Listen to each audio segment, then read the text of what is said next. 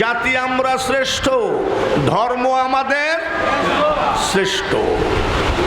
সব জাতিরই কিতাব আছে, আমাদেরও কিতাব আছে।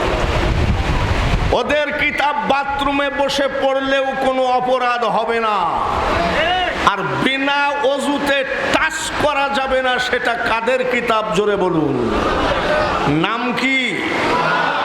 স্থানে যদি হিন্দু, বৌদ্ধ, খ্রিস্টান মানে যত জাতি আছে তাদেরকে যদি বলেন তোমাদের কিতাব নিয়ে আসো, আমাদের স্থানে তোমাদের কিতাবগুলো 1 মাস ব্যাপী খতম পড়ো, সারা পৃথিবীর বিভিন্ন জাতির কিতাবগুলো খতম পড়ে, গোরস্থানবাসী নেকি পাবে কয়টা? একটাও না।